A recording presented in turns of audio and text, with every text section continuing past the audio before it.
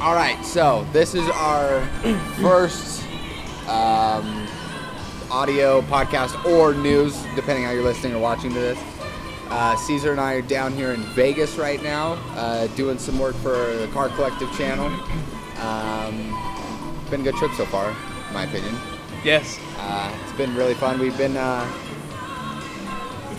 looking at cars, looking at motorcycles, kind of going around doing that stuff. And now we're getting some pizza at, what was it, Giordano's, I believe. Yes. Just off, we're on the strip here. We got the Bellagio behind us, and we're just next to the Flamingo. A lot of fun. Anyway, let's get into the news. Yes. First of all, R.I.P. to Sergio Mercione. I believe that's how you say his name. He was the head of FCA, Fiat Chrysler of America, took over in 2009 and kind of revamped Chrysler and Fiat. He passed away due to complications from his shoulder surgery. Yeah. Which is unfortunate. Very. Because I think he did a really good job with, take away the quality of some of their products. He did a really good job of turning a bankrupt company into a very profitable company, being able to obtain a lot of other manufacturers. Yeah, not only that, but he was able to merge two companies, right? Mm-hmm. Yeah. That are huge in two different continents. Yeah. So that alone is such a huge undertaking that he did such a great job at bringing Alfa back, bringing Fiat back. Mm-hmm. Also kind of bringing more of a luxury feel to Chrysler as well. Yeah, I completely agree with that. Sorry, I'm going to adjust that a little bit so we can see what's going on here. So the second thing we're going to be looking at here.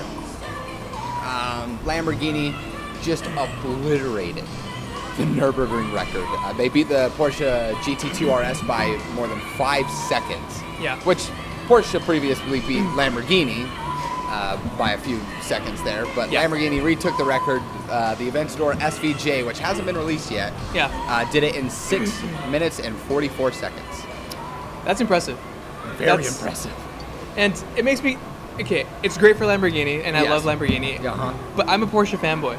Yeah. I love Porsche. And so when I heard that, it kind of hurt a little bit, just right here. Just hurt a little bit, like a stab to the heart. And here's what I like, though. Porsche's a competitive company. Yes, they are. So what they're going to do is Lamborghini did great, beat it. Yeah. But Porsche's going to have to come out and beat it some way. So that's going to force Porsche to develop another car. So I like seeing the competition between manufacturers like this, because it just forces them to do better. Yeah. I'm excited. Do you think that they'll keep the GT2 RS the way it is, or do you think they'll make it so the GT2 RS is just they'll take it away and do a different car to beat that record?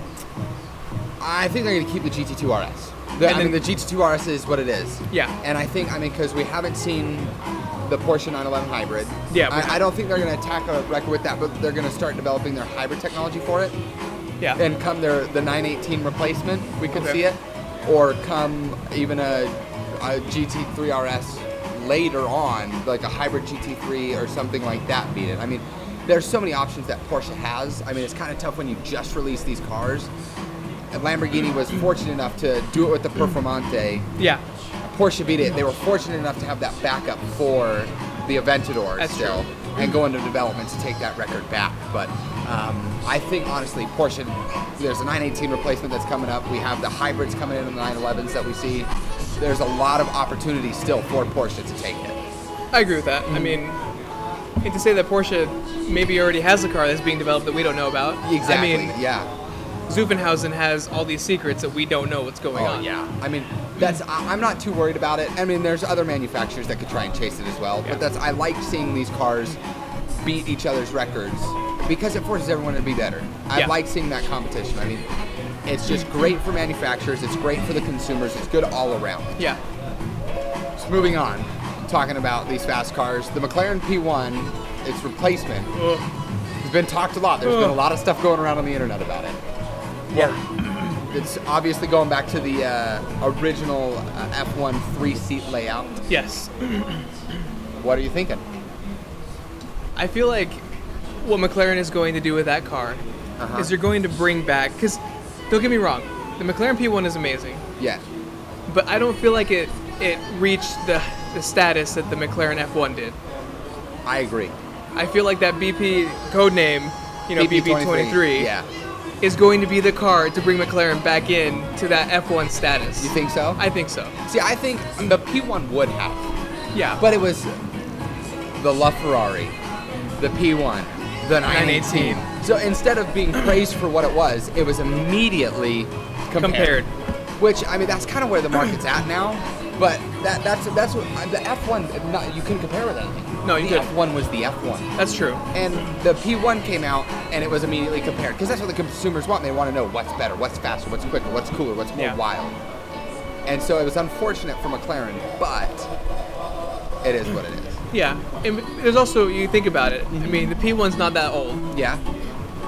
But there's a reason why McLaren is bringing out that new supercar so soon. Yes. I think they're going to try and undercut Ferrari and Porsche. Yeah. And bring it out so that they can't be compared to. It'll give Ferrari and Porsche a benchmark to compete against. Yeah. But it gives McLaren that little bit of no one else can touch us right now. Yeah. I mean, there's always going to be somebody later that will come out and do better. Yeah, but always. for those few years, they will be the best. And they will be all over YouTube. They're going to be all over our channel. They're going to be everywhere and talked about and praised. Yeah, because you think about it, if McLaren brings out this car and makes it so outrageous that Ferrari and Porsche have to go back and rework things in their workshops, it's going to do a lot. Exactly. I mean, it's going to cost Porsche and Ferrari a lot of money to rework it, but I'm excited to see what they will do to compete with it. I mean, it's going to be awesome to have McLaren come out with a car that nobody can touch, and then even cooler when Ferrari and Porsche come out with cars to beat that. Yeah, and speaking of these cars, do you think Aston Martin will release a car that's going to get in this realm of Ferrari and Porsche and McLaren? I don't know, because we have the Valkyrie that they're going to release. Yeah. They have the Valkyrie, but I think that might be just a step ahead. Because I don't know what is going to be coming of that right now called the Holy Trinity. I don't know what their replacements are going to be. But with Mercedes releasing the Project One and Aston Martin releasing the Valkyrie, I wonder if it's going to push them to be at that level. And then all of a sudden, instead of this Holy Trinity, you're going into this lineup of ridiculously awesome cars that we never thought we would see from people like Mercedes and Aston Martin. Yeah. And I think it's going to be wicked. Because you look at it, because Aston Martin has kind of been behind these three companies. Yeah. You had the rumors of the Vulcan when it came out. Yeah. And you thought, okay, here's Aston Martin's take on what a hypercar is. Yes. But it didn't meet what we thought it was going to be. Yes. So maybe they're trying to redeem themselves with the Valkyrie, you know? Yeah. You never know. I agree. I think I'm excited to see what comes of this Valkyrie, because we've now got some pictures and we're getting actual information about it rather than just speculation and rumors.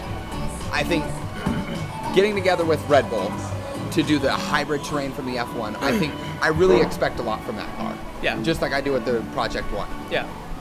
Those are going to be two cars that are just going to be absolutely amazing. I agree with that. Sticking with Ferrari, they released the new 488 Pista. Amazing car. Starts at $350,000. Twin turbo, 3.9 liter V8. Yeah. Producing 710 horsepower. And for people that don't know, I mean, what makes Pista so special? We have a 488 GTB. Yes. We have 488. We already have a 488. Yes. What's a Pista? Yes. What is that? The Pista. So the Pista is Pista in Italian, stands for track. Okay. But it's kind of the equivalent of the previous generation 458 Speciale. Yeah. It's the track monster, track focused, torn down, stripped out, aggressive edition. Yeah. That's meant for the race car drivers. Okay, which makes sense. So that's essentially what it is, which I would say I'm surprised to see it so early in the life of the 488. I mean, the Speciale came out much later. It was kind of the send-off or the love letter to the 458. When this is coming early on, it makes me think, is there something else that's going to come? Or was Ferrari just eager to put out something like this? I'm wondering if Ferrari is using the Pista as further development for their racing. Okay. Because, the 458's been around for a while. And it's been, up until this year, 458s were racing for a long time. Yeah, okay, like in the Pirelli World Challenge. Yeah, in the Pirelli World Challenge, things like that. And I'm wondering if maybe they bring out the Pista to maybe kind of allocate some more funds to the track car. Okay. Because, if people are going to develop and buy this Pista, it's a special car, right? It's Yes. more track driven. So maybe the money they get from selling these cars is going to help them develop their program with the 488. Okay. That's an interesting thought. That's an interesting take. So that's one that I've never thought of. Yeah. So that's an actually pretty good, interesting take for you on that. I mean, Ferrari's doing some great stuff. I'm excited to see this. I'm excited. I've heard rumors of a track-focused Portofino. I'm really excited to see what Ferrari's going to do. I mean, they just released their new batch of lineups with the 812 Superfast, the GT4C Lusso, the Portofino. I think there's going to be some great cars to come from Ferrari. I'm surprised to see a track-focused car come so early, but I'm excited because I think that there's going to be another love letter send-off halo of the 488, and I think it's also going to help develop for those other cars in their lineup. Yeah. So I think we have some good stuff coming from them.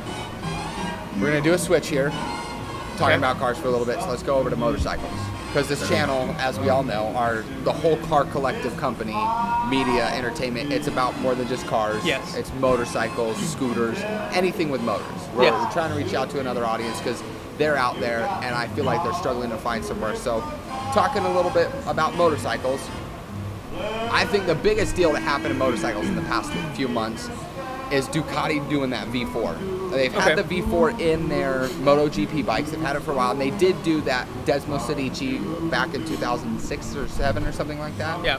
They did that, but I mean, this is the first actual road bike for people. That is the V4. Yes, thank you very much for the water. Thank you. That is a V4 engine. It's still in the Panigale lineup, but it's not like a one-off like it was before. Yeah, it's true.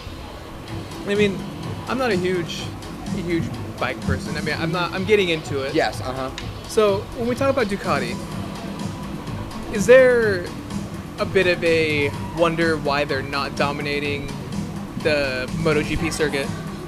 I don't think there is, because looking at what other manufacturers are doing, it's kind of like looking at Ferrari and saying, well, why is Renault doing well in Formula One? Because they don't have track cars, but they develop these engines. Honda, they develop it. I mean, Honda's not doing so hot with their engines. Neither is Renault. I mean, but I mean, they're in Formula One and they're all about it. And so looking at that kind of stuff, it transfers kind of a little bit into motorcycles as well. I mean, BMW, they have that S1000RR, which is a phenomenal bike. Yeah.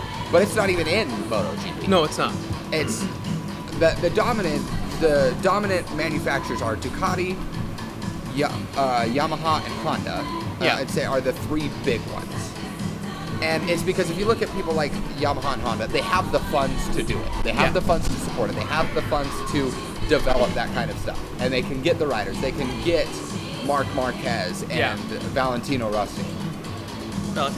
Yeah, they can get those kind of riders and that kind of talent. And Ducati can do the same, but they have competition. I mean, they do really well. They have two phenomenal riders. One is leaving them, unfortunately, at the end of the season. But they have phenomenal riders. They have phenomenal bikes, and they do really well. But they're not dominant like you would look at like Mercedes is in Formula One. Okay.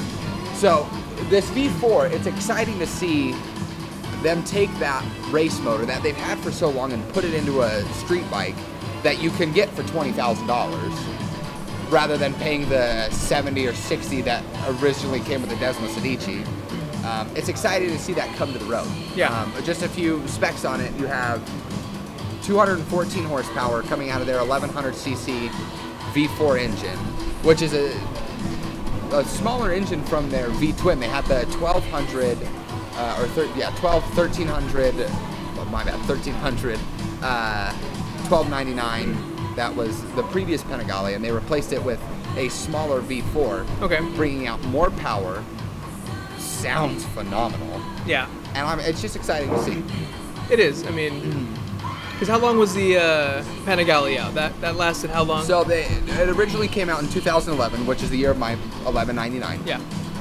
It came out in 2011. It replaced the 1098 and has been out ever since. And they've stuck with those V-twins. They had the 899, the 1199, and then went to the 959 and the 1299. And so now they still have the V-twin in their lineup with the 959 Corsa, but I'm honestly wondering what's going to happen because they're pushing the V4 so hard. I wonder if they're going to keep that V-twin for kind of the entry Panigale, or if they're going to make a smaller V4. I don't know. it's going to be interesting to see. It's going to be weird to see where technology goes from here. Because you kind of have this, in motoring in general, you have this peak sometimes where you think, can it get any better?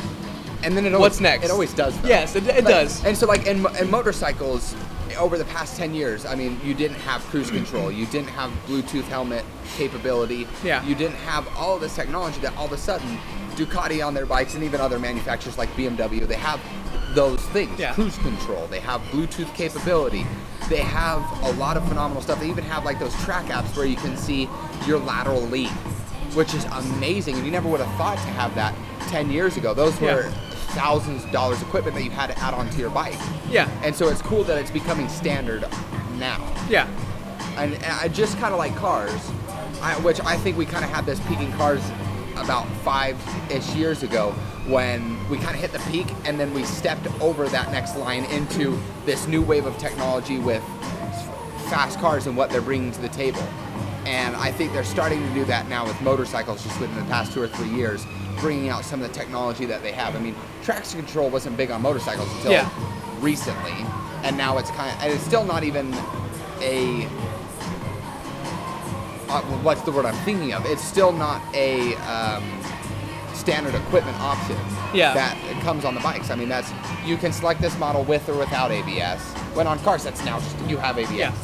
And so, I mean, I'm wondering how long it'll take to start seeing those things be standard and what kind of technology will come next. Yeah, I mean, you think about it, hybrids are huge in the car world right now. Yes. Do you think that in maybe 5-10 years, motorcycles, MotoGP, will start running hybrid systems? I'm not sure, because I think road bikes, as far as road bikes go, we're going to see a lot more electric. Yeah. I mean, weirdly enough, Harley Davidson has started looking into doing the hybrid or the electric bikes, and there have been a couple that do it now. But with MotoGP and racing, the big thing was the reason going hybrid was to do road development for the road cars, which I don't think will happen for a while in motorcycles. They're already so efficient and so powerful that I think it's for motorcycles, it's either going to be petrol powered or electric. I mean, the motorcycles are so much smaller and so much more compact that adding those systems into the bike, I'm not saying it's not doable. I'm just saying I don't see it happening for a while. I'm not saying it won't happen. I'm not saying it can't happen. But right now, there's not the need for it. And do you think that might be maybe a drawback to the technology that's coming to bikes, that there's not a need, so that people think, oh, they're already really efficient. Yeah. So we don't really need to push for anything more. Do you think that's a drawback of why there's not so much technology being put into motorbikes? I'm not sure if it's a drawback. I just think as a consumer, like, we love seeing cars, people push each other to the next big thing. Yeah. Because there's so many things that you can do with cars. Yeah. And there's still a lot that you can do with motorcycles, but there's not that push for it yet. I mean, one of the reasons that we're doing this channel is because motorcycles are pretty big, but they're not like cars. I mean, you don't have a Top Gear or Grand Tour TV show for motorcycles. You don't have a Fast and Furious franchise for motorcycles. No, you don't. And so there's not the same fan base. And so when you start getting consumers like that, where you have that need to push those films and push those shows and the people clamoring for it, I don't think we're going to see it. It's going to slowly progress, and that's why it's slowly progressed the past 20 years, is because there hasn't been the same market. I mean, people still push and want more, but it's almost kind of like a 5-to-1 ratio. If 5 people's trying to push something and 1 person's trying to push the other thing, as a manufacturer, you're kind of like, we'll get there when we get there. Yeah. We're gonna get there. Yeah. But we're gonna focus on what those 5 people want. Does that make sense? Yeah, definitely. So that's what I think. That is a great thought. Oh, I think this is our pizza. Our pizza's here. All right. Well, let's see how this goes. Awesome. Thank you very much. Oh, yes. Yes, thank you. Awesome. Thank you. Oh. Perfect. Thank you. Awesome. Woo. Almost dropped that. Thank you so much. Awesome. I'm going to take that. No, that's perfect. phenomenal. Yes, Thank you. Thank you so much.